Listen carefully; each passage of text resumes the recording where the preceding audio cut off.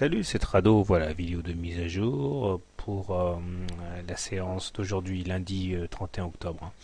La séance d'aujourd'hui est assez intéressante, hein, une bonne mise en bouche pour la nuit d'Halloween, puisqu'on perd 3,16% en ayant en plus créé un gap d'ouverture, là, puisque entre les plus bas de la séance du 28 octobre et les plus hauts de la séance d'aujourd'hui, il n'y a pas de cotation. Donc ça s'appelle un gap.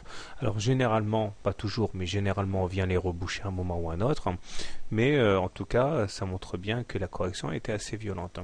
On ne s'est pas arrêté n'importe où, hein, même si on termine sur les plus bas du jour, comme l'atteste l'absence de mèche basse. Les traders avaient clairement pour objectif le pullback sur la ligne de coup de l'épaule, tête, épaule inversée, qui correspond également pile poil aujourd'hui à un contact avec la moyenne mobile à cette séance. Alors c'est là qu'il est toujours très important de savoir où va le marché et de bien distinguer le clapot de la marée. On est en tendance haussière en journalier, c'est-à-dire que voilà, on est au-dessus d'une M20 croissante, au-dessus d'une M7 croissante. J'ai dit à plusieurs reprises que la M7 et la M20 étaient haussières, donc c'est-à-dire qu'elles jouaient un rôle de support. Et techniquement, puisqu'on est en tendance haussière, ce genre de correction doit être mise à profit pour acheter, normalement, puisqu'on ne traite pas contre la moyenne mobile. Toujours est-il que c'est vrai que l'attaque est assez violente et de belle facture. J'insisterai également sur le fait que cette correction ne s'arrête pas n'importe où. Je vais zoomer pour que vous voyez bien. Si on utilise les Fibonacci, on voit qu'entre les plus bas du 20 octobre et les plus hauts du 28 octobre, nous avons retracé 50% de la hausse. C'est-à-dire que là aussi c'est quelque chose de très classique, d'assister à ce genre de choses. Alors maintenant, ce que va faire le CAC, personne ne le sait, pas plus moi qu'un autre.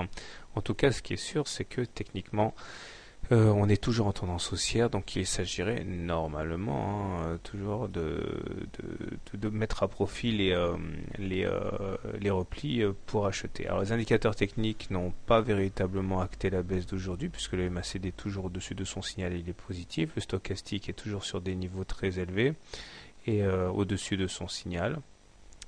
Et enfin, le momentum également est positif. Donc j'ai presque envie de dire tempête dans un verre d'or. Maintenant, mon discours changerait si on avait une bougie entière en dessous de la ligne de coup, puisque ça mettrait quand même sérieusement à mal le scénario de l'épaule tête-épaule inversée, qui nous amènerait normalement vers un objectif de 3850.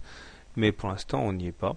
Alors, on va voir ce que font les Asiatiques et les Américains, mais en tout cas, pour l'instant, il n'y a pas péril en la demeure pour la tendance haussière. On pourrait même, je vous rappelle, aller chercher la médiane, la M20, etc. Tant qu'on ne casse pas en dessous de la M20 croissante, on est toujours techniquement en tendance haussière. Voilà. Donc, si vous voulez acheter le CAC, vous avez un bon point d'entrée tout de suite. Si vous sentez que ça va encore descendre, vous pouvez plutôt attendre un contact avec la M20 pour acheter. Si vous êtes baissier, eh bien, vous pouvez shorter tout de suite si vous pensez qu'on va être entraîné par la pesanteur. Sinon, si on clôture en dessous de la M7, il y a de fortes chances qu'on aille chercher la M20 dans la foulée.